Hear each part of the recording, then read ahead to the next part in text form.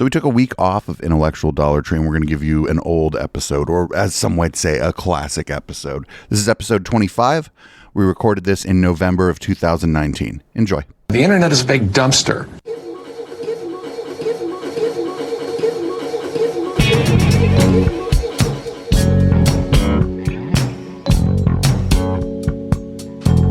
The last thing they would think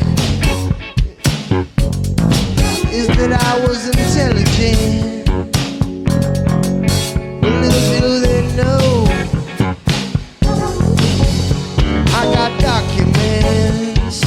I just play dumb. That's how I get my information. I just play dumb. That's how I get my information.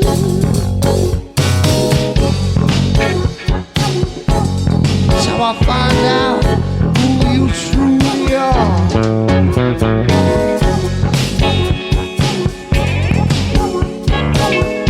Who you really are.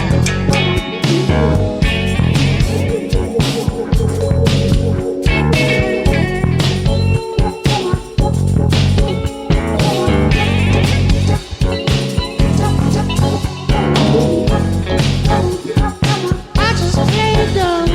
That's how I get my information. I just play dumb. I'm just playing dumb. They thinking I'm joking, I'm really saying something. They thinking I'm simple, I'm really complex. So really you're taking me out of context. Yeah, you don't know enough. Cause really I don't give it to you slow enough. I speed it up to try and throw you off. And by the look at your face, that's how I know you're lost. Some see the glass as half empty. I don't even see the glass no more. About the future, I don't focus on the past no more. I used to let it get me down, but that was back before I found my own way. I'm carving out my own lane. I didn't like the rules, so I started my own game. They wanna focus on the money and the cocaine, and they're supported by an industry that won't change. It's a crying shame. I just play dumb. That's how I get my information. I just play dumb. That's how I get my information. I just play dumb. I just play stupid all the time, making you think that I got nothing on my mind. Like I'm just some kind of fucking idiot, but I'm thinking about all kinds of shit. I just play dumb. That's how I get my information. I just play dumb.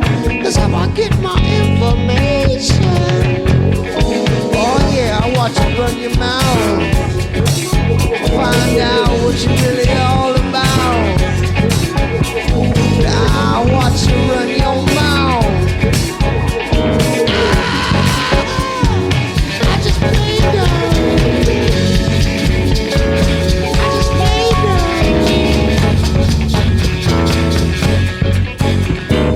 When it comes to interrogation, I just play dumb. I ain't selling you shit. What's going on in my mind, that's in my mind, that's me. You don't need to know about it unless I'm projecting it directly in your direction through music. I just play dumb. That's how I get my information. I just play dumb. That's how I get my information. I just play dumb. That's how I get my information. I just play dumb. Ooh, wouldn't you like to know? Little do they know about my documentation. I got books full of what I'm bound to do. I just play dumb. How I get my information. I just play dumb. That's how I get my information. I just play dumb. That's how I get my information.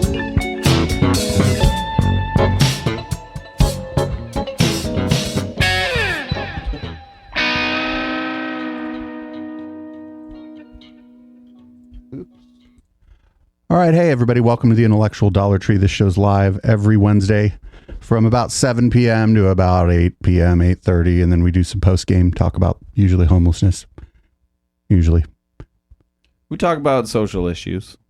A lot of social issues, you know, things, the social sciences, not the sciences, things that the subject matter of our show are generally what we believe to be wrong about. But like the sciences can solve those problems. So it's like tangentially related. They can inform the solution at the very least. Yeah, that makes sense. Without data, you're not even sure the extent of a problem. So yeah, of course you use math and science. So anyway, I'm producer Dave. I fucking run the show here. This is my co-host. What's your name? I'm HK Perrin. You can find me on Twitter at HK Perrin. Perrin like Leon Perrin's, the Worcestershire sauce. So we're just going to get right into this. We've done a lot of Sam Harris on this show, and we're going to do another Sam Harris. This is him on the Eric Weinstein show. We're going to skip all of this part about Donald Trump, immigration, Nassim Talib, Jeffrey Epstein, and we're going to go straight to and more. They're basically going to start talking a little bit about social media, and then it's going to be a wine fest about people making fun of the two of them. I'm sorry, entering the conversation. Bad faith changes everything. Misery loves company, right? Oh yeah, this is like next level stupid. And I encourage this is a weird thing to say. So that you can get the full context of this, I encourage you to, like, I don't know, if you have to go to the dentist or something really unpleasant, you could just add this to your unpleasant experience and listen to the whole fucking thing. If what you were doing was more unpleasant, would this make it less unpleasant? I guess it depends on what. Is your dentist cool, or are they trying to hurt your face? Like, because it's somewhere in that realm. But I mean, like, is unpleasantness? Does it add to each other, or does it average? It might distract you from the dentist how unpleasant this shit is. And speaking of unpleasantness, we're just going to get right into it. This is where they've already sort of broken the ice on the social media thing, and they've mentioned it a couple times, but this is where they really get into it. And for the first time ever, they're going to name people that they don't like instead of just saying the left. So it's like, how much time am I going to... So now, like, in my use of social media, like, I'll get on Twitter, I'll see something outrageous, I'll get triggered by it, but, I mean, I'll get off 30 seconds later and it's over. Hot. Right? Whereas if I were to do... Oh, that drop. Here we go. How much time am I going to... So now, like, in my use of social media, like, I'll get on Twitter, I'll see something outrageous, I'll get triggered by it, but, I mean, I'll get off 30 seconds later and it's over. Right? Whereas if I were to do the thing that entangled Soundboard. me, it could, it could take up much more of my life. And so it's very interesting to me that you've gotten off Twitter as you become more. Oh no! I feel like very interesting to me that you've gotten off. Oh, so good. Focused on the meditation and mindfulness part of your offering, right? I mean, there's the juxtaposition there may be somewhat accidental, but the vividness, there's a spell that's been broken for me with respect to social media. Like I had paid lip service to this and just didn't know that it was just lip service. But I had been talking about Twitter and social media generally as a psychological experiment that we were running on ourselves, to which no one had consented, right? We just enrolled half of... No, you totally consent to going on to fucking Twitter. Yeah, it's like you agree to the terms of service when you register. And also you choose to just click your little bookmark or open your little app. Like, this is... the problem with Twitter isn't that nobody consented to it. And like the fact that he's calling it some kind of social experiment, again, he's like divining the intent of people. I'm pretty sure the intent was to make money and sell ads. Yeah. That requires zero assumptions, because that's exactly their business model. If you were to look at their like whatever business model, like documentation they have out there, like, they have to submit things like to, I don't know, the IRS or the state or whatever, and it says what their business is. Yeah. And they're selling ads. Yeah, they're an advertising company that just happens to use social media to distribute those ads. And Sam Harris is making them a ton of money, and so is Eric Weinstein, because people go on there specifically to dunk on both of these people. Dave Rubin is making them way more money, though. Do you think that he doesn't know, though, that you don't have to be on Twitter? You know what? I used to think that, before we started this show, I thought these guys were like brighter, and I do mean guys. There's one maybe woman in the IDW. That's that lady who runs Killette in Cell Esquire. So yeah, you mean men. Yeah. Fellas. Yeah, I don't know if they don't know they don't have to be on Twitter. I know if you're a public figure, you kind of have to be on there. But Sam Harris has so goddamn much money, he can just hire somebody to be like, hey, here's $3,000 a month. You don't have to really do anything, but when I put up a new episode, you better notice and tweet it out. Thank you for engaging in the marketplace of ideas. Like, you don't have to be on Twitter. In fact, I know people who are not on Twitter. They're generally happier too. Not only that, but they didn't have to like fight off the Twitter people who were trying to put them on Twitter without their consent. Nothing like that happened. I know people who don't have Facebook either, and they also seem a bit happier. Although they don't get invited to as many things. They probably are invited. They're just not aware that they've been invited to as many things. Because they're like, oh, this, when you start thinking of who should be there, maybe their face is in your mind. You just don't see it. Oh, this is just going to get worse. Humanity in this thing, and we're just, let's see what happens. And it's clearly having effects that are at best non-optimal, right? At worst, catastrophic. And I was talking about this and thinking in these terms, but still totally embedded in the activity of taking Twitter seriously and feeling that it was a professional necessity. And on some level, it was just sticky enough, emotionally, like this is, because I'm getting a lot of my news that way. I'm following smart people. I want to see what articles they're reading. And he got off, and it was sticky enough. And then somebody like Nassim Taleb says something, outrageously stupid that is, directed at me, right? And it goes. I don't know, man. Like, I don't know if you were here, but Kara Swisher, and when she talked to Sam Harris, she just fucking laid it out in like one sentence. And it's like really important, and I'm going to paraphrase, but I'm super close. She said, y'all want to be loud in the courtyard, but you don't want anybody to talk back to you. Yeah, I think we covered that on the show, didn't we? Yeah, like the Sunday show. Yeah. And it was the best. Yeah. I had to sit through a fucking hour and 5 minutes of him trying to wear her out, but he did realize that when he wore her out, that she was not, you don't want to deal with worn out Kara Swisher. I wish she would have also brought up that he was like born with like tens of millions of dollars, but she wants access to him so she can do that to him again. This is going out to hundreds of thousands of people. And so, it's an opportunity for me to tell them to fuck off. And so I find some way to say that. And this thing begins playing out. And to the degree that I've stepped away, which is like 95%, now when I come back and I see, some of my friends, I see you, embroiled with, Claire Lehman or somebody. And Claire Lehman is the editor-in-chief for Killette. That's basically an IDW magazine that now everybody's calling them Incel Esquire or Skull Measuring Weekly. It's pretty funny. Skull Measuring Weekly was yeah, because they posted an article about like the long lost science of phrenology and what it can teach us today. I'm not even kidding. Andy Ngo worked for them. He was one of their editors when they were all freaked out about Antifa and posted all these fake lists of Antifa that people kept feeding to him and shit. It was amazing.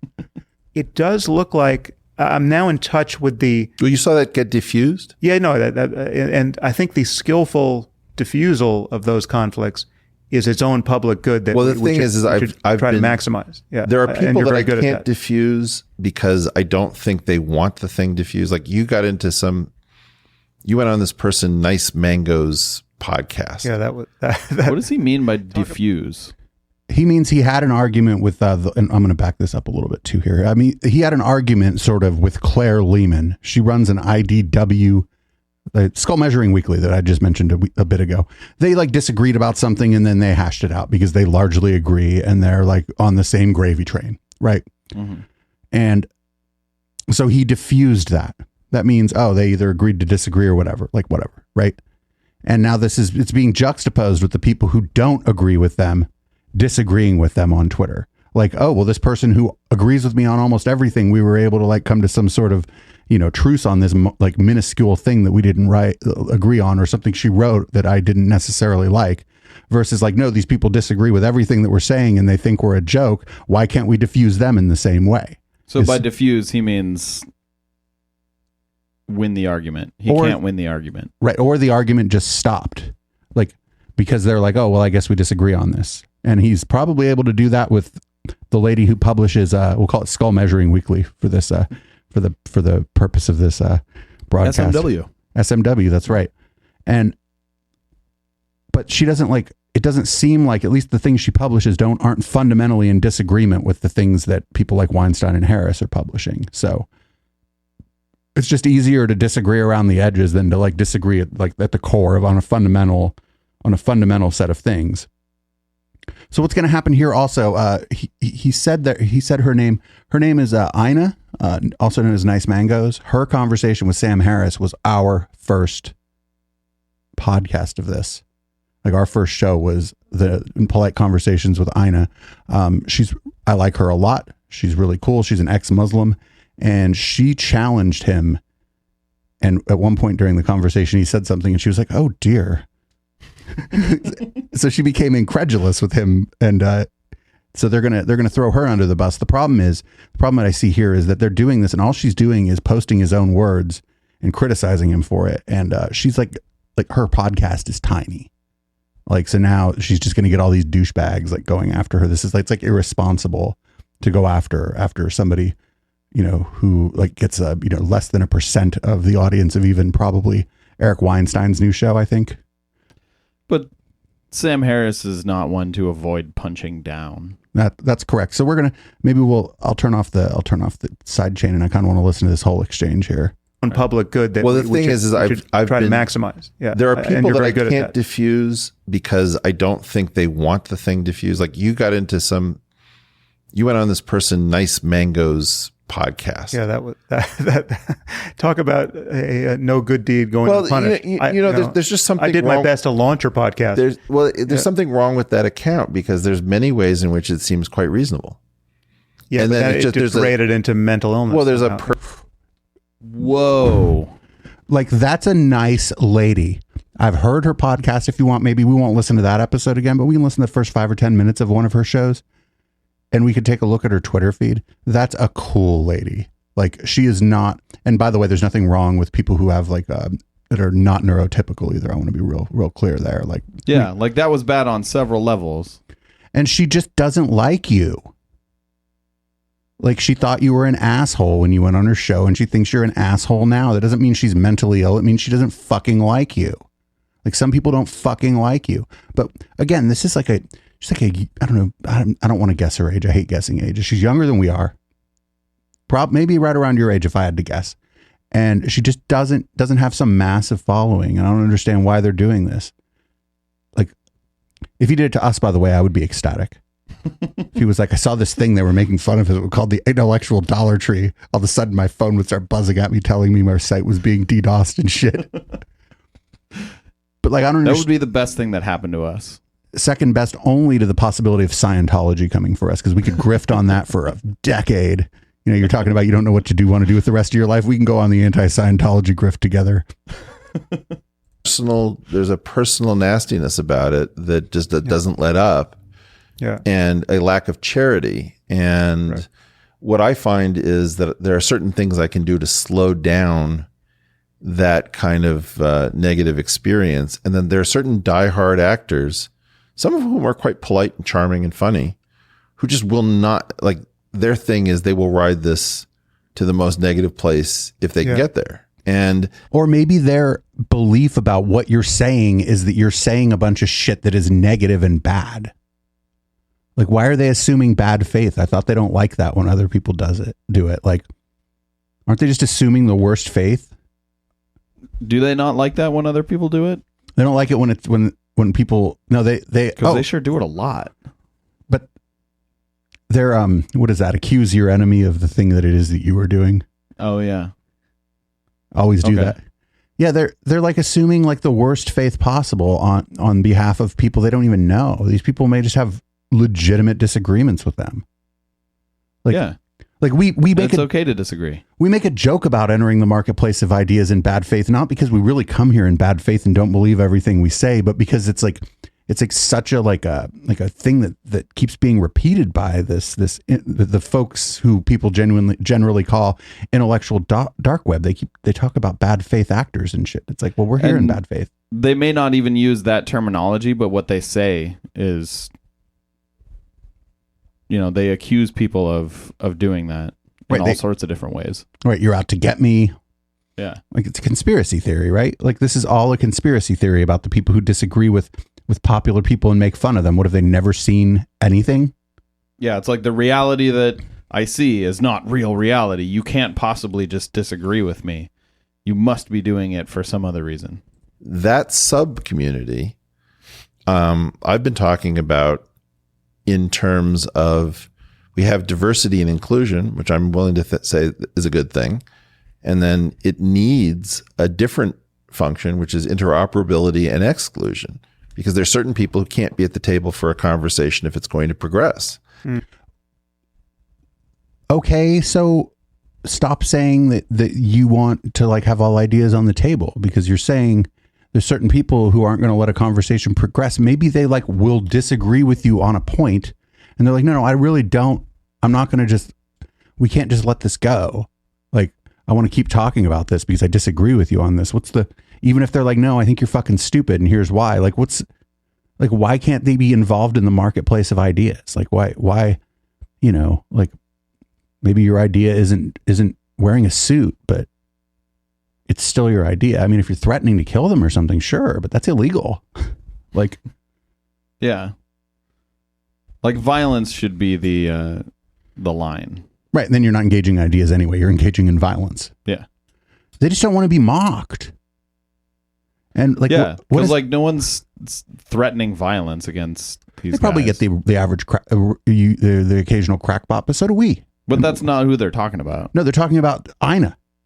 And like the people who exchange video clips and like the part of the community I'm like, that's like one of my favorite groups of people that I hang out with on Twitter is the people who go after Jordan Peterson, Sam Harris, Eric Weinstein, Stefan Molyneux. Like that's where I get some of the ideas for this show. That community doesn't mean them any harm. We all just think they're wrong and to some degree hilarious.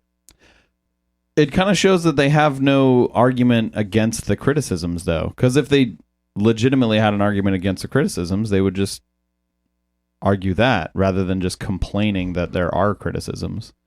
I don't think they're like, oh, I won't dignify that with a response. But what do then what are they doing here? All they're doing is they're just dignifying it by like complaining. I don't know. I wish he would just say, Ina said this about me and I think she was wrong. I'll link to can I send you this so that people can check it out in the show notes? And then you move the fuck on. Yeah. Or maybe if I think it was Eric brought her up, maybe Sam would go, hey, I went on her show and she's like, a much smaller creator. I don't really want to talk about that. Like, I heard a saying recently. It's if you can't argue the facts, you argue the process or the tone, and they're arguing the process. I've also just noticed that like when people, I find that when people start complaining about tone, they're probably out of their depth, because if somebody can not only tell you what the fuck's up, but do it while snarking at you, they probably know the subject matter, or at least are good enough at rhetoric to pull it off. And so, all they're doing is argue. It's tone policing. This is all tone policing. You're right. They haven't brought up any of the things these people are saying about them. They're not saying this is incorrect or this is incorrect. They're saying, oh, they're so mean and nasty. Yeah. Well, that's fantastic. Good for you. Welcome to being someone whose name people know. Like welcome to being, if I mention the name Sam Harris in a bar, maybe half of the people would know who I'm talking about. So welcome to that. Sorry it sucks so bad, I guess. Because their interest is in derailing it. Now, I got into some weird thing just now. Do you know the singer Billy Bragg? No. He's like a progressive. Yeah. He's kind of like a punk Arlo Guthrie or Woody Guthrie, rather. Yeah.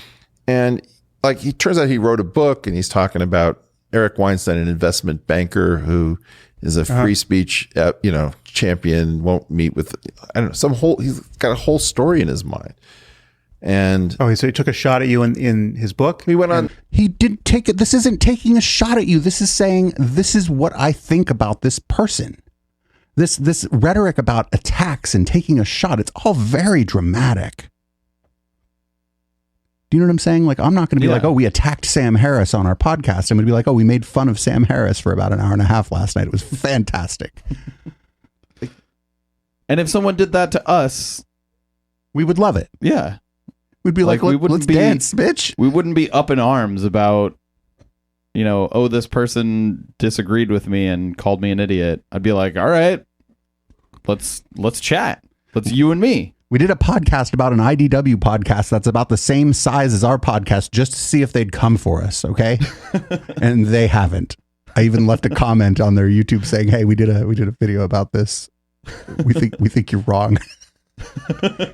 Please and thank you. Oh, but I'm gonna go back. They're talking about this.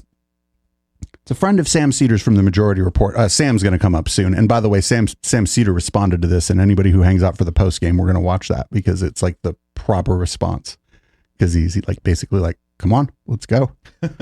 But here, Eric Weinstein's going to complain that some folk singer described him and like, what the fuck? Like, the guy doesn't like you. Big fucking deal.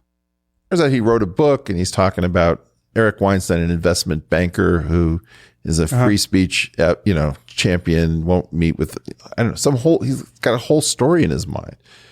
And so he took a shot at you in his book? He went on Sam Cedar's program. Oh, well, there's a venue that is not going to select for honest opinions. I spoke to Sam. Fuck you.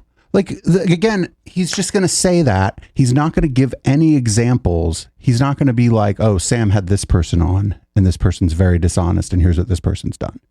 Like, he's not going to give any examples because he knows if he starts doing that, we're going to be like, "Oh, really? I remember when you cut, people come back with, hey, I remember when you cut out a part of your podcast because Stefan Molyneux had a sad that somebody called him a Holocaust denier." Like he's not going to say what happened. It's just like, "Oh, that's a bad guy. He's not worthy of the conversation." I think it's okay for him to take a shot at Sam Cedar because Sam Cedar has a loyal following. He's a Majority Report. They kicked him out of the podcast awards for winning. Like, he always won. But like that kind of, like, that wasn't even a criticism. That was just an attack. Yeah, it wasn't, he does this, therefore I think he's a dishonest actor. It was just like, oh, nobody's honest on his show. Yeah. It's like he has a different interview guest every fucking day. Like, how do you say that about somebody's show?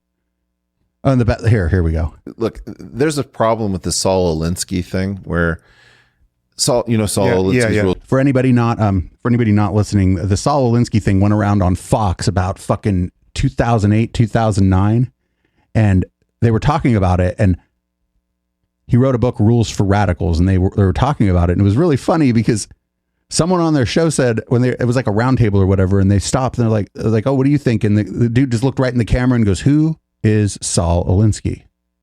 It's like, nobody knows who that is. What are you talking about? And then they never had the guy on Fox News anymore because nobody knew who this was. But it's the Rules for Radicals thing, and they're trying to say that like this guy's using some sort of tactic from some fucking secret leftist book that tells you how to fucking, I don't know. Like, literally, that's what they're going to say here. I've never heard of this. It's a book called Rules for Radicals. You might want to read it. It's really interesting. Okay. It's just the art of war, but for politics, kind of. Okay. For like leftist politics, but it can be applied by anybody. It's not like a perfect work or whatever, but it's a good book. It's interesting to read. He took a shot at you in his book? He went on Sam Cedar's program. Oh, well, there's a venue that is not going to select for honest opinions. I spoke to Sam. Look, there's a problem with the Saul Alinsky thing where Saul Alinsky's Rules for Radicals. Rules for Radicals. The focus on ridicule. I think it's hard to remember, like Country Joe and the Fish was ridiculing a bad war in terms that are ridiculous. You've now got a group of people who, if a mathematician says, that in different arithmetics, you could have an equation like 2 + 3 = 1. And so then you get somebody saying, "Well, I don't know what they're smoking over there at Princeton, but that's ridicule, but you're ridiculing something." Except that's not funny ridicule. You suck at it, obviously, if that was the best example you come up with. Yeah. Like, ridicule is supposed to be smart. And funny. Yeah. And biggest part, funny. Oh, what are they smoking over there at Princeton? Like, what the fuck is it, the 50s? I mean, well, like, funny is usually smart, It's hard to be funny if you're really dumb. Thing that you strawmanned and didn't understand, right? Because the person actually was making sense. And so what I see is that the left, and in particular the Sam Cedar crowd, has a doing that with abandon. Well, it's willing to do two separate things. Sam is quite willing. Like there's this whole thing about, will you talk to Sam Cedar? Will you debate Sam Cedar? And my feeling is I would debate part of Sam Cedar. Yeah, the part who won't fucking like go after you for the things you've said, right? I'd debate part of him. Could you imagine saying I'd debate part of this person? I missed what we were saying. Oh, I was making a joke on our I'll go Twitch back. chat. But and in particular, the Sam Cedar crowd has a doing that with abandon. Well, it's willing to do two separate things. Sam is quite willing. Like there's this whole thing about, will you talk to Sam Cedar? Will you debate Sam Cedar? And my feeling is I would debate part of Sam Cedar, the part that just is focused on the ideas. But what what he means to say is, I will debate Sam Cedar about ideas unless he gets an idea about me. Well, I think he's saying I'll debate Sam Cedar on specific topics.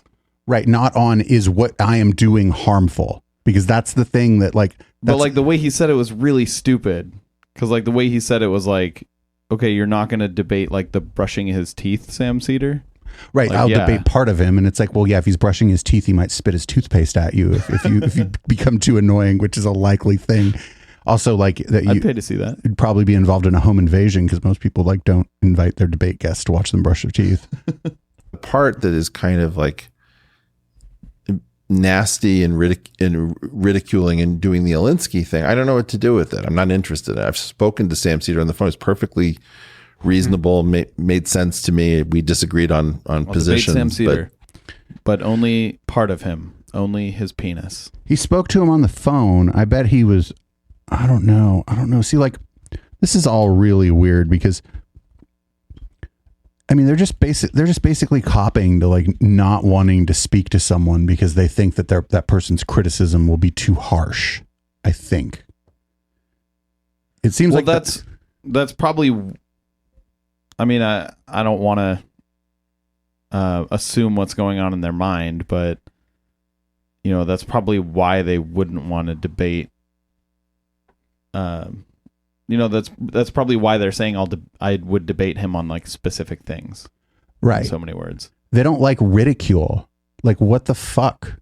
Like, what is like, what do you think? Like, Sam Harris comes out of New Atheism specifically. New Atheism started off as a bunch of people making fun of religion openly and without really any remorse for it. That is at least my sort of recollection of New Atheism, at least online when it's. Yeah. And Sam Harris participated in that. This is all the exact thing they're often accusing everyone else of doing. They don't want to engage us on the ideas. They're just copying right here that they don't want to engage someone on the ideas. But the other thing is that their sense of what the ideas are is like this very narrow thing, right? When you say, I just want to talk about ideas, but then you decide what an idea can be. Because that's, I think, what's like, without having to like infer or without having to guess, that's sort of what I get from this is that like, oh, I want to talk about ideas with him, but these things he does over here when he expresses himself in this other way, I don't think these are ideas. Yeah, like I want to talk about ideas, but only the ideas that I think are valid. Right, and that's some gatekeeping ass shit, and it's fine. Sam Cedar has a bigger platform than Eric Weinstein, not a bigger platform than Sam Harris.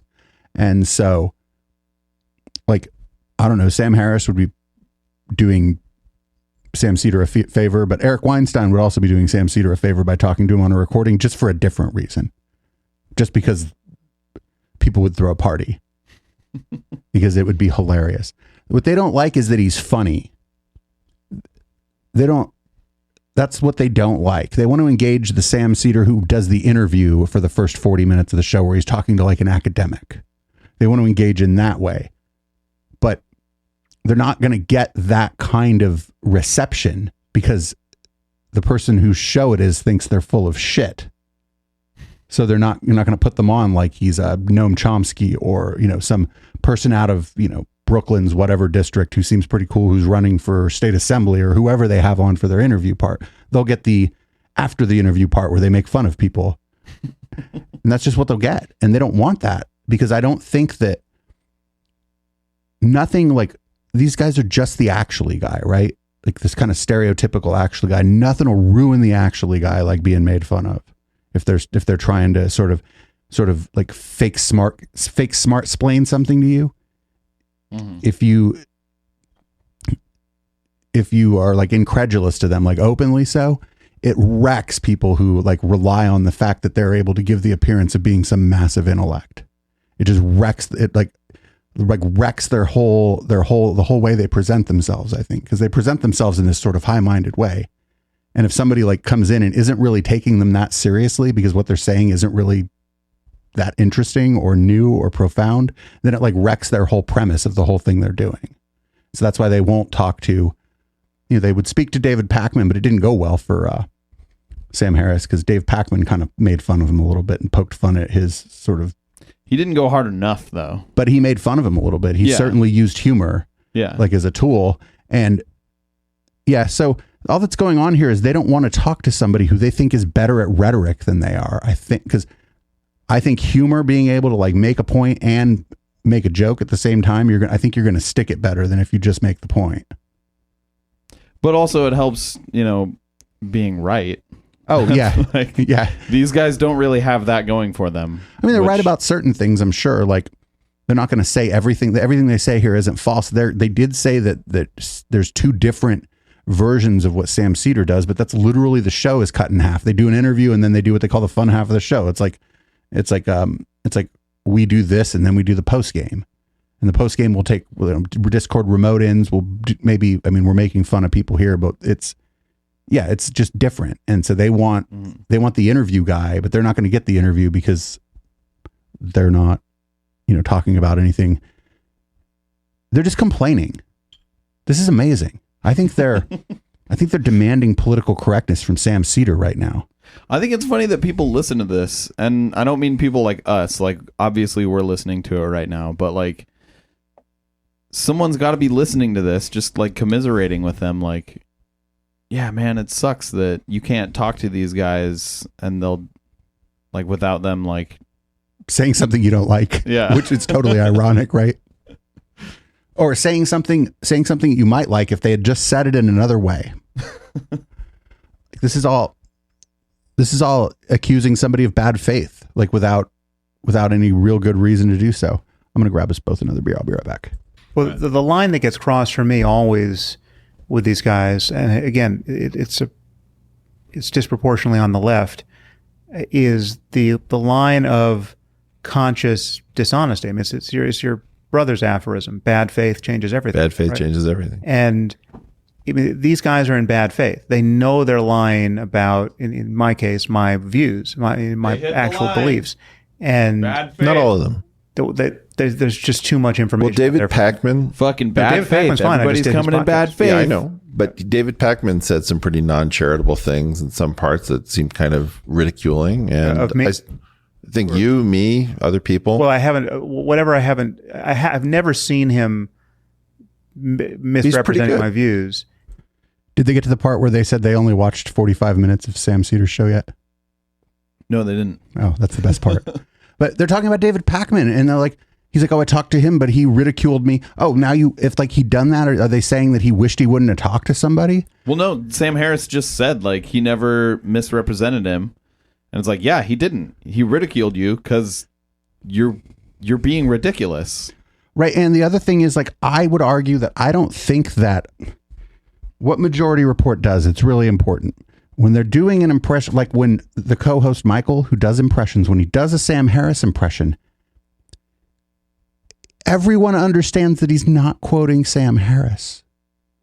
Like, they're not really misrepresenting him. He's like, oh, you just got to bomb a few Muslims and then you can figure it out. Like, it doesn't mean that he thinks he said that. Like, verbatim. Like, the way in which they're like, oh, they don't understand satire and how satire is used to, like, make political points and shit. They think it's fucking the rules for radicals. And it's like, obviously, yeah, Sam Harris isn't going to say that, but it's his ideas taken to the extreme. Or like even just a funny version of them, right? If you do that with anyone's ideas, they become ridiculous. Right. Even just a funnier version of what he's saying. It doesn't have to be like like politically extreme or whatever. Just a funnier version. This is all this is all in very bad faith. They're not being very charitable. He's just saying, oh, I didn't see David Pakman say anything, misrepresent him. So what? Like, it's not for you to decide whose take on what you said is right. Like, you can disagree, but it's not for you to decide. You're free to fucking not talk to people, but you can't have it both ways. You can't act like, oh, I'll talk to anybody, and then you only talk to fucking weird people who are obsessed with Neanderthals and IQ. I don't know. Like, I bet this guy's fucking obsessed with IQ too. And if I ever got the chance to talk to Sam Harris, I'd ask him, like, what's your problem with Neanderthals? Neanderthals. You'd have to ask him first how to say it so that you don't Neanderthals. Tals. Pakman said some pretty non-charitable things in some parts that seemed kind of ridiculing, and of me? I think you, me, other people. Well, I haven't. Whatever. I have never seen David Pakman. No, David Pakman's fine. I just did his podcast. Yeah, I know, but David Pakman said some pretty non-charitable things in some parts that seemed kind of ridiculing, and of me? I think you, me, other people. Well, I haven't. Whatever. I haven't. I've never seen him misrepresenting my views, and I think that, I don't know him. I just did his podcast once, but he seems like somebody who, if I said, "Listen, you got me wrong here," that would matter, and he would make an effort to get me right. Thing, which is the problem that we have increasingly is that the tactics that are being used in what are called progressive circles have been confused with the content. So that is, the objections to the vehicle, which might be Saul Alinsky's rules for radicals, is conflated with the totally payload. Unethical program for smearing people dishonestly. Well, it's an immoral technology. It's an ends justify the means. That's the big problem on the left. Yeah. So, but that ethic. No, it's not. Like, some people do things you don't like. These people are acting like they're just dudes, right? Who aren't public figures, who aren't giving speeches at universities. You know what I'm saying? They aren't best-selling authors. They're not a huckster with a weird meditation app. Do you know what I'm saying? They're acting, they're sort of, they want it both ways, it seems like, or you would think that, because the way they're talking, they're just two dudes, and fucking these people are coming at them for no reason or whatever. And it's like, no. But, like, they're talking about just, like, regular criticism, and this dude's like, oh, it's an ends justifies the means thing. And it's like, no, someone's just criticizing you, dude. Right. And if they're doing it in a way that you find is like a problem, maybe you could tell us what they're doing, how it's a problem. Maybe you could say, hey, this really fucking hurts my feelings when you do this. Like, I didn't mean this way, and I wish you would stop doing this.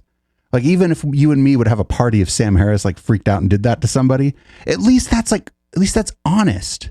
Like, I wish you would stop doing this. I don't mean this stuff this way. I'm trying to think about what I think are tough issues. Like, none of this, though. It's always like, oh, they're being so uncharitable. It rules. And this guy just keeps referring back to some book from the fucking 60s that like 20 people read last year. Is there anything special about that book? Did that book, like... It's like Mein Kampf for the left. What are you talking about? I mean, I haven't read it. I don't know I don't know what it's about. I was kidding. It's fucking just a book. It's sort of like The Art of War, but for like political propaganda and like message spreading. It's more than 20 people read it last year. Does he think it has some like special significance on the left? I mean, there are people who probably, there's like punk songs about it. There's a punk song about rules for radicals, and it's telling you to pick up the rules for radicals. It's telling you to read the book. But a punk song telling you to read a book is a good thing, no matter what, I think. Like, any punk song telling you to read a book, read that book. Maybe not Ayn Rand. Those are like weird fake punks. I'm gonna keep punk rock, no libertarians allowed. But like this fixation, like the way they're talking about this is that they're not like public figures or public intellectuals who. The point of a public intellectual isn't that their work is being scrutinized by other intellectuals and the common people alike? Isn't that what happens with a public intellectual? Yeah. I mean, Could you imagine I disagreed with Christopher Hitchens a lot towards, especially starting around the Iraq War. I disagreed with him, but then he wrote an article saying that he was wrong about the Iraq War, and he outlined how he got it wrong, which is stunning, but not really. But could you imagine Christopher Hitchens going on someone's podcast to complain that someone was making fun of him? Just could you imagine? No, absolutely not. But yeah, he would probably that regard, Christopher Hitchens, Christopher Hitchens was a skeptic. And I'm going to gatekeep here a little bit too. He was a true skeptic, the kind of skeptic that could look at something that they had said in the past and be like, oops. Yeah. And just legitimately just say like, yo, I got this very wrong. I have been introduced to new evidence, and that new evidence has showed me that I was very incorrect. But yeah, could you imagine this is all Christopher Hitchens and Eric Weinstein complaining about people making fun of Christopher Hitchens and more the portal? Come on. Christopher Hitchens would have been like, hey, this Sam Cedar's making fun of me. He's like, you know what? We should get a bottle of whiskey and a stage and talk about it. Because that's really what he was. He just showed up to all these things drunk. But like, that's what I was saying is the thing that like Sam Harris would never do that. Like he wrote that thing a long time ago in defense of profiling. Torture. Oh, he defended both within like 6 months of each other. One of them was in the HuffPo, and he was wondering why he published some shit in the Huffington Post about defending torture, and everybody criticized him. But like, he would never rescind that. Yeah, would it be really hard for him to, at the beginning of one of his podcasts, go, hey, a lot of people have been talking about this article in defense of torture, and I now think that, I was ill-advised, I was wrong. Here, I'm going to be putting something up on my website, like a rehash of that article, how I got it wrong. And I'd like you to, we can all use this as a fucking learning experience that even I got something wrong. He could still talk about how great he is, like right at the end. Even I got something wrong, but no. Yeah. He just doubles down on fucking everything. Every time he's introduced to some new evidence, he'll just double down on his former opinion. He's also talking about being misrepresented. Current opinion. He's also talking about being misrepresented, and I wonder if he's talking about how they have mentioned several times when people have called into their show to defend Sam Harris. He goes, he's anti-imperialism, anti-war. I don't understand why you guys hate him. They go, hey, he wrote this article in defense of torture, and that doesn't seem very, he may be against the empire, but he's okay. We don't have to think that he's necessarily an imperialist to disagree with him.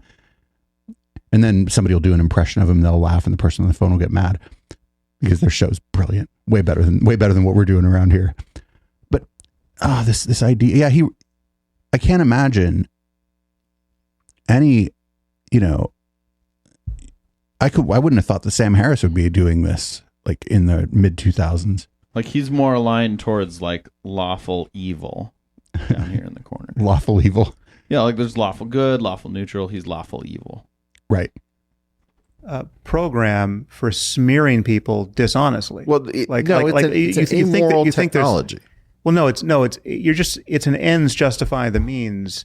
That's the big problem on the left. Yeah. So, but that ethic is flawed, right? So for instance, I mean, like with me and Trump, like there's nobody who you don't like the guy. Denigrates Trump as avidly as I do, but I am super careful to be honest, right? So like, it's not that anything you can smear him with is fair. Because right? You can be, Sam. I mean, the problem with all these guys can be. Sam Cedar can be honest on his show and still have a show, right? Nobody's going to cancel him because he was too honest.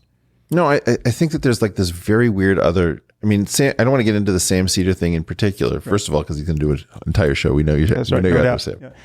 He'll take these quotations and but he has he has Pac-Man's ability to reason.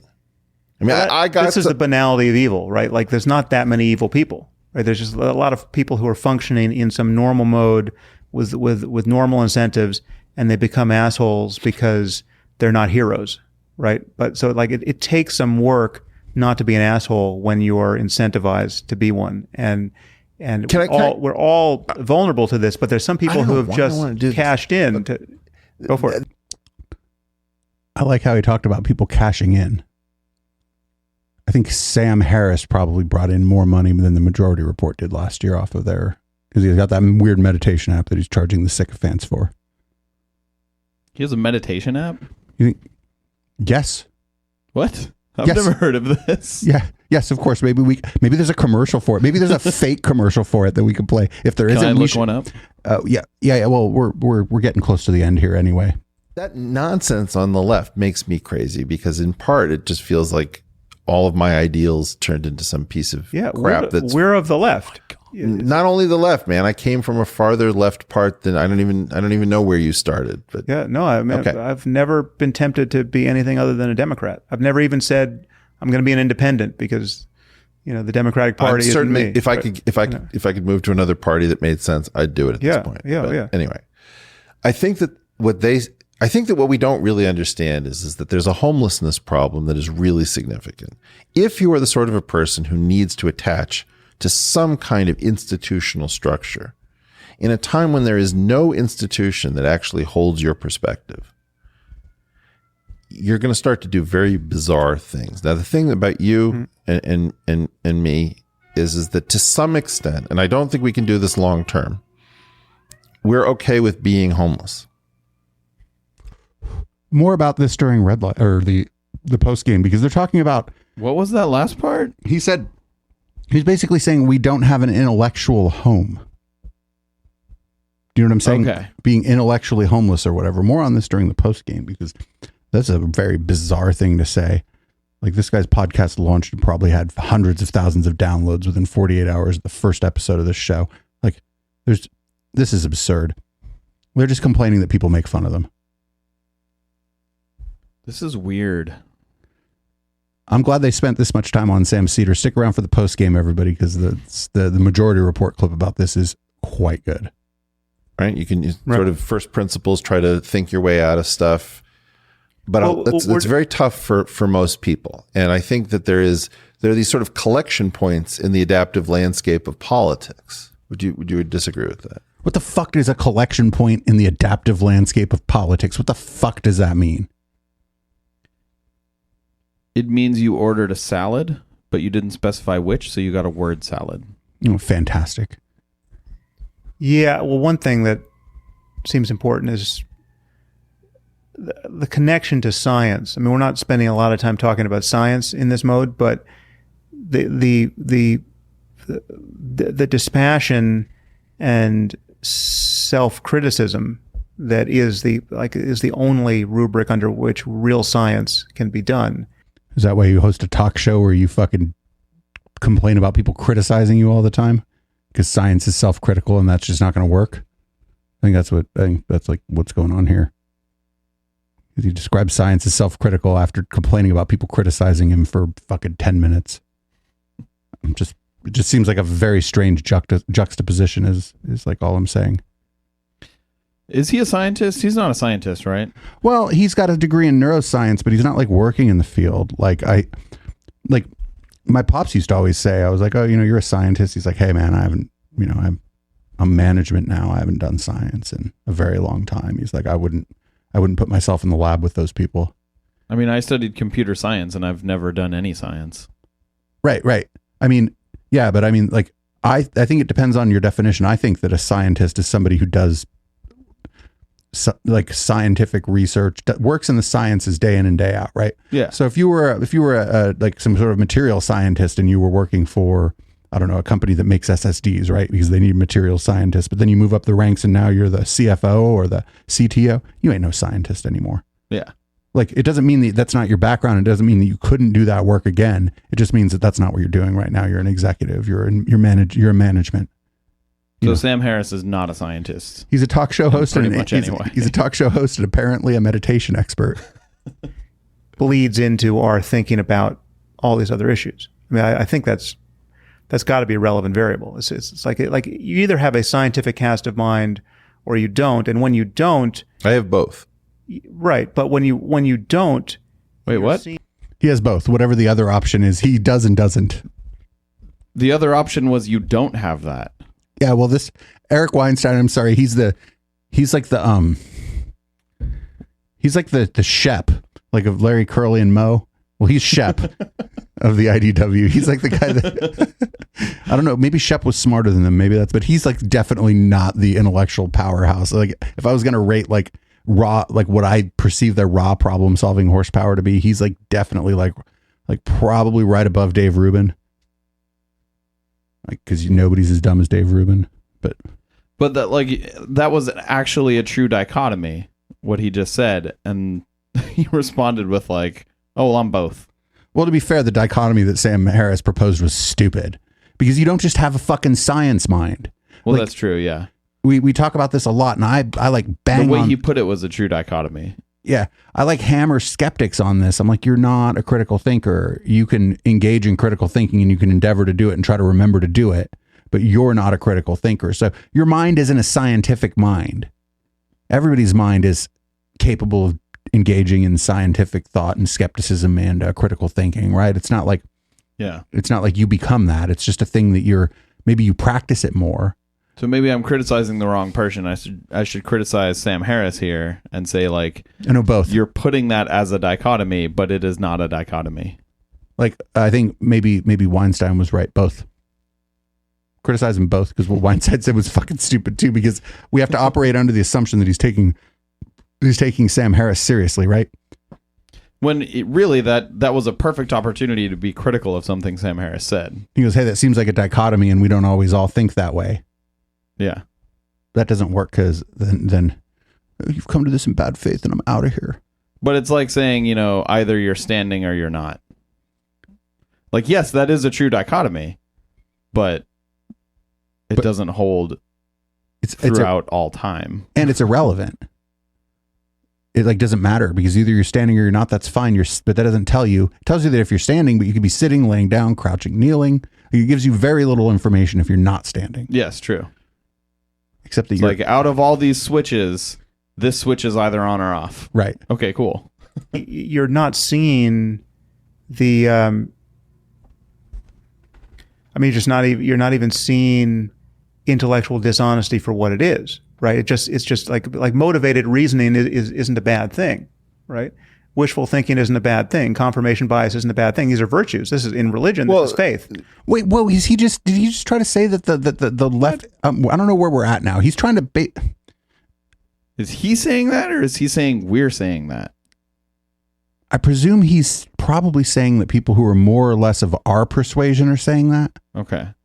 But he won't name us, which is really disappointing, because I should name us specifically. I want Squarespace to email me and tell me that they think my site is being DDoSed. Name Etchoplex Media specifically. For anyone who didn't understand that, we had a voicemail that said Etchoplex. Right. This is well, this is like always the issue with our friend Jordan bring Peterson, which is that when he gets really far out there in the, I don't know, people now call mythopoetic. Thinking isn't a bad thing. Confirmation bias isn't a bad thing. These are virtues. This is in religion. This is faith. L. Ron Peterson. Right, this is this is like always the issue with our friend Jordan Peterson, which is that when he gets really far out there in the, I don't know, people now call mythopoetic. I don't know the lingo. Yeah. Did you say mythopoetic? When he gets out there and gets all mythopoetic, you know what that means? Mythopoetic is like fake smart people language for word salad. Anybody ever tries to tell you some shit is mythopoetic, you're like, you don't say anything. Let them have their moment, because you don't want to try to get away from them, because they're probably going to talk to you about race and IQ. But let them have their moment. Understand that they mean word salad, and then just assume that they said word salad and then respond accordingly. He said mythopoetic. Like this is I don't think that's a word. Like if somebody was going to satire the idea of a public intellectual, it would sound like this. Fact checking.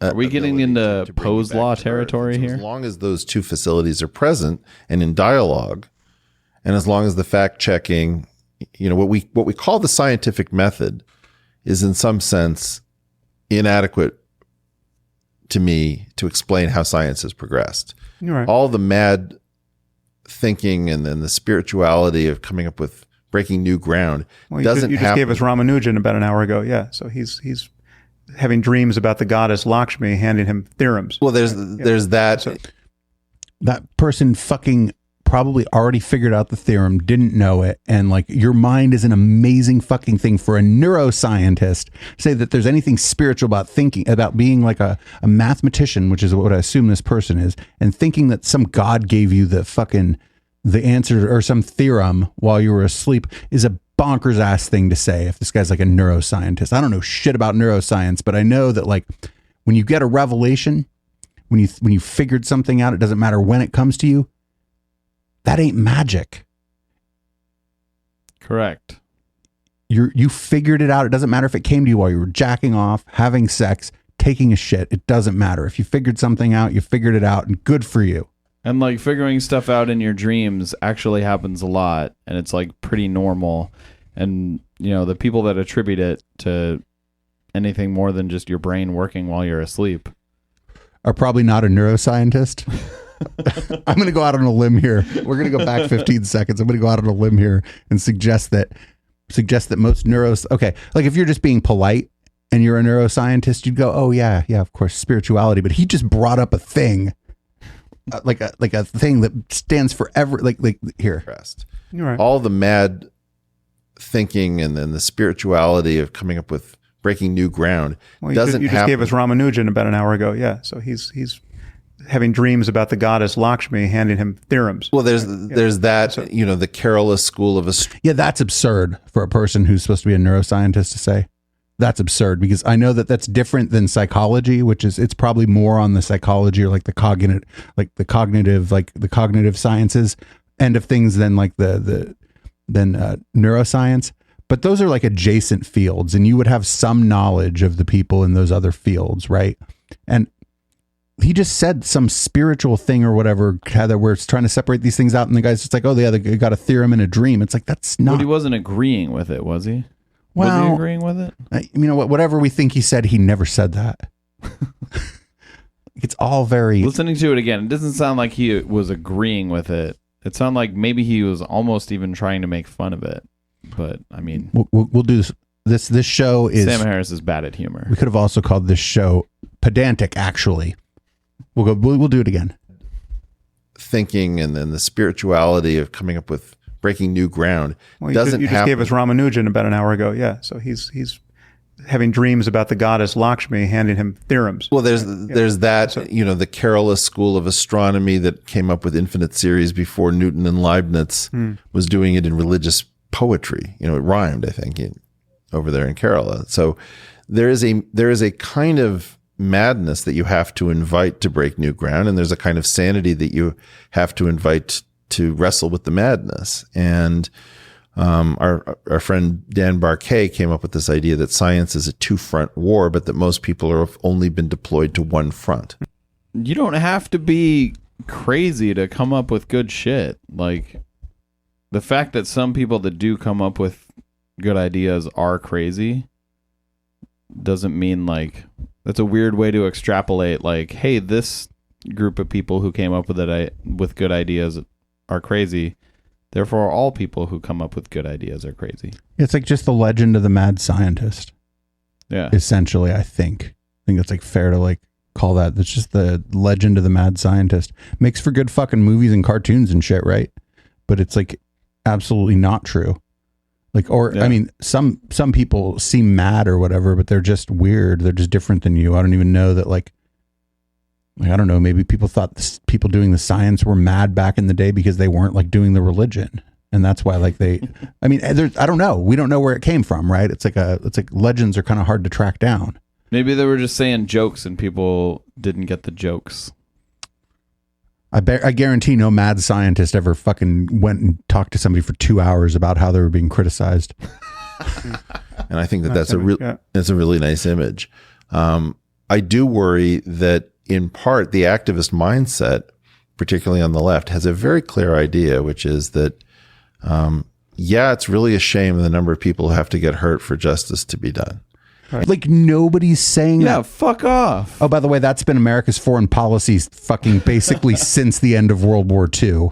Like the left literally wants to like stop people from hurting. Well, and I mean, it's like what I believe is, I believe like what I believe, and I'm a leftist. I think me and you are generally in the same place on almost everything, like politically. And I want first and foremost, I want our government to stop doing all that shit to people on the other side of the world. Like, I guess let them do it to each other intervene maybe if we have to, but maybe try to do diplomacy and get people to stop doing it, because we're like, hey, we'd hate to have to like just start dropping bombs. Like intervene if the government is like, we're just gonna keep killing our people, then intervene. Right, but this whole thing, they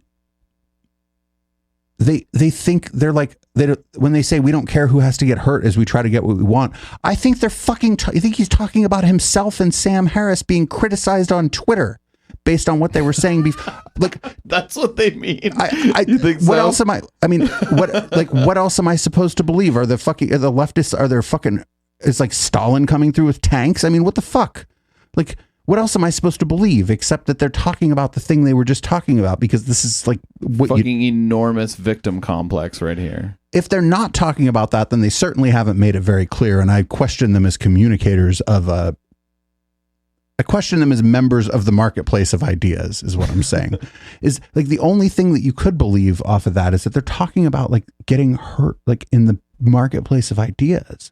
And it's like, dude, you're getting your asses kicked in the marketplace of ideas, and you're mad about it because now everybody could tweet at you, and you can't block everyone who doesn't like you because there's a lot of them. Wait, do I have something about blocking on the? Oh yeah, it's a Madison. It's I'm block happy. I must have at least 3,000 people blocked. That's a low number too, by the way. It's like bottom rightish on the Madison page. Let's go with this one. Arguably the most trolled girl on the internet. And that is a highly conserved idea that I had not understood was broadly distributed. Yeah. But I mean, that is an ethic or a pseudo ethic that we have to just relentlessly criticize because it's so much. What if I want to relentlessly criticize your ethic, Sam Harris? Like, what the fuck? We're going to relentlessly criticize this ethic. Great. I'm relentlessly criticizing yours. What now? Like, this is all so frustrating. Harm gets done. I mean, that is the thinking that allows good people or otherwise good people to create immense harm. It's like, let's throw them off the rooftops because they the purge is on, and it's sorry we have to break these many eggs to make this omelet. But partially. Well, like, yeah, I agree with you about that, but you're not talking about the left right now. Or anything that's happening in the United States where you live at all. Yeah. Like, you're talking about, like, some like, fictional authoritarian United States where, like, the left is just, like, out bombing things, and I don't know. No, they're out to get Sam Harris in this thing. You have to understand that this all goes back to, like, I would love to have him go to what he thinks is a psychotherapist. This is all totally illegal and nobody should ever do this, and have him like pour his innermost secrets out, because there's got to be something going on where either that or they just know that it's good for them to like talk about this criticism like it's beneath them or something. It's this weird thing going on where I think they're like, where I think that maybe the way they view this is that they're on like a big layer cake, right? And that they're at the top of the layer cake. And why is anybody down here who swears on their podcast even trying to criticize them? Like, I feel like it's sort of one of those pearl clutching kind of things, because it's not like if the Queen of England criticized him, he'd be immediately trying to have her on his podcast. So I think it's like almost the form of what's being said over the substance of what's being said in a lot of cases. Yeah. Like, because the form is not this sort of boring form. Like we're not adversarial with one another, but we don't do this form. Like, this form, you and Matt didn't do this form. This is boring. You and Matt crack jokes. Yeah. They haven't told any jokes. But these are two unfunny guys. Man, I would pay to watch either of them try to do fucking 5 minutes of stand-up comedy. But like, they're trying to be intellectual right now. That's the problem, is I think that they're both probably pretty smart guys, but maybe if they stopped trying to be an intellectual, like they would have a lot more fun with like the fame that they have. It also seems like they don't even enjoy that they have notoriety. Like, it seems like a joyless notoriety. Like, It seems like they take no pleasure in being listened to by massive amounts of men. And I do mean men. Yeah. And like they don't appreciate the power, the influence that they have, because they could use that for good. They could promote good ideas on their podcasts, on their platforms. Right. They could spend this whole time, like, I know they're both for single payer. Why didn't they spend I listened to this whole thing. I had to know where to like kind of try to do the show. They mentioned single payer, but they could have spent 30 minutes on like the arguments for single payer. Rather than 30 minutes on why are we being criticized? The other thing is inside of all of this, where inside of this was ad hominem attacks on Sam Cedar, who, by the way, relishes that shit the same way we would, but also Ina, like, who she's got like, I don't know, 12 or 20,000 followers on Twitter. Like, she's not, like, it's different. She's not like doing whole bits about them and making fun of them every day on her show, because her show's like a weekly show and she does interviews, and she's like I don't understand why they even like brought her up. Like, that's fucking weird. We would relish that, but like, she's like, her Twitter is bigger than ours, but she's like probably right around where we are in like the pecking order of kind of all of the things, you know? And it's like, it's really weird that they would reach down and do that. And she's a woman, and she's like a Middle Eastern woman who's an ex-Muslim, but doesn't like these people. Also doesn't like Islam. So she's probably getting all kinds of fucking weird, like tweets and shit from having even been mentioned on this. And it's like, why would you do that? Like, maybe Weinstein, but Sam Harris shouldn't even entertain that. He's so much bigger. It's so weird. Mm-hmm. We're probably bigger than Scientology, but that's because they lie about their membership. They have way more property than us in a bigger studio. But I think like at any given time, is like, even right now, like nobody's really watching this, but at any given time, are more people watching the Scientology network or us? Like, you know, but like in Sam Harris's case, he's just punching down, like I said before. And I feel like Sam Harris he doesn't really, I don't know if he ever punches up. Like, he says he doesn't like Trump, but when he describes the thing he doesn't like about Trump, he doesn't say that the guy's a fucking racist. He basically said, it's a tone. Again, it's he's uncouth. He's a poor representative of our country.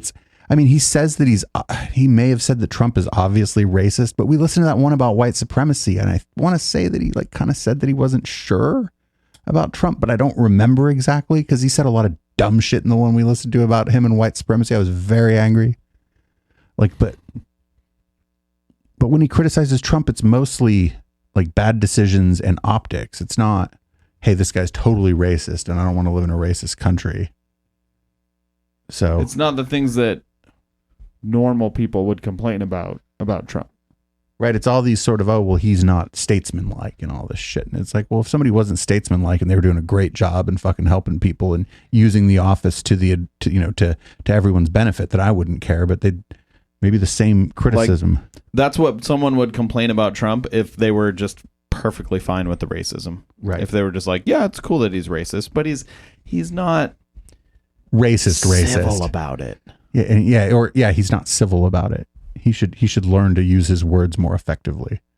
The question is, how do we spend enough time together to get past this problem? Like, I really think it's quite serious that. Well, part of it is that we're not actually doing much of this face to face, right? Like, I've never met Nassim, I've never met Sam Cedar, I've never met it. They shouldn't have been in the same sentence. They have very different problems. But I'd like to unpack that one. He just said those two people have very different problems, which is really weird because I think his problem is that they criticize Sam Harris. Oh, shit. We should probably get out of here soon. Or not get out of here, but move on to the other side of this show. Hey, everybody. We do want to look at the Sam Harris meditation app. Yeah, is there an advertisement for it? I'm sure there is. If you look it up on YouTube, do you think there's an ad for it? He fucking owns wakingup.com. Yeah, that used to be the name of his podcast, but then people started making fun of him, saying that that's what conspiracy theorists and like moonchild people would say about their experiences becoming, I got woke on this and that. And so he changed it to his podcast to Making Sense. And he's like, oh, this will be perfect for my meditation grift. I'll use waking up for my meditation grift. I wonder how much he paid for wakingup.com. He got it when he first started doing his podcast, so maybe he didn't have to pay that much for it. His podcast is like, unless he did that in like 1998. Oh yeah, he might have paid a lot for it. Yeah. I'm sure he could afford it. I mean, I've considered buying some domains that were like several $1,000s. Wakingup.com, I'm sure it was like more than that. Yeah, like 10 grand, 20 grand, something. Yeah.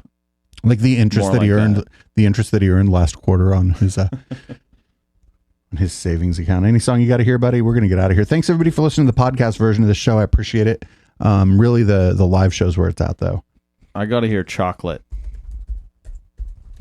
All right, here's the not 5-year-long version of Chocolate by Kenny Thomas and the Southern Baptists.